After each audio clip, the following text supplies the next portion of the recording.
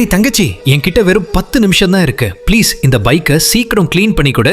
நான் பயங்கர டென்ஷன்ல இருக்கேன். என் பொண்ணு ஸ்கூல்ல கடந்த 2 மணி நேரமா எனக்காக காத்துக்கிட்டு இருக்கா. நான் சீக்கிரம் அவளை கூட்டிட்டு வர போகலனா அவ அழ ஆரம்பிச்சிருவா. ஆனா அண்ணா, இந்த பைக் ரொம்ப மோசமா அழுக்கா இருக்கு. டயர்ல இவ்வளவு சேர் இருக்கு. இத க்ளீன் பண்றது ரொம்ப கஷ்டம்னு தோணுது. இருந்தாலும் அண்ணா, நீங்க டென்ஷன் ஆகாதீங்க, நான் ட்ரை பண்றேன். ஆனா அண்ணா, இதுக்கு பதிலா எனக்கு என்ன கிடைக்கும்? என்ன மன்னிச்சிரு தங்கச்சி, உனக்கு கொடுக்க என்கிட்ட இப்போ ₹1 கூட இல்ல. நிஜத்தை சொல்லணும்னா நான் ரொம்ப ஏழை குடும்பத்தை சேர்ந்தவ.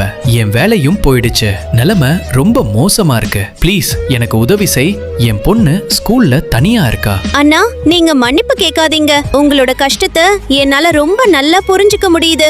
ஏன்னா நானும் ஒரு ஏழை குடும்பத்துல இருந்து வந்தவதான். ஆனா வருத்தமான விஷயம் என்னன்னா, நேத்து தான் என் அம்மாவுக்கு ஹார்ட் அட்டாக் வந்துச்சு. அவங்க இப்போ ஹாஸ்பிட்டல்ல அட்மிட் ஆகிருக்காங்க. அவங்களோட சிகிச்சைக்காக நான் ராப்பகலா கஷ்டப்பட்டு வீடியோ போடுறேன். ஆனா ஏனே தெரியல, யாரும் சப்போர்ட் பண்ண மாட்டேங்கிறாங்க. டென்ஷன் ஆகாத தங்கச்சி, மேல இருக்கவ எல்லாவற்றையும் பார்த்துட்டு இருக்கான். நீ மட்டும் என் பைக்கை நல்லா கிளீன் பண்ணி கொடுத்துட்டா, இந்த வீடியோவை இப்போ பார்த்துட்டு இருக்கிற ஒவ்வொருத்தரும் உங்க அம்மாவோட கஷ்டத்தை புரிஞ்சுக்குவாங்க. சொல்லாமலேயே வீடியோவை லைக் மற்றும் சப்ஸ்கிரைப் பண்ணுவாங்க. அது மட்டும் இல்லாம உங்க அம்மா சீக்கிரம் குணமாகணும்னு கமெண்ட்ல நிறைய ரெட் டாட்ஸ் கண்டிப்பா கொடுப்பாங்க.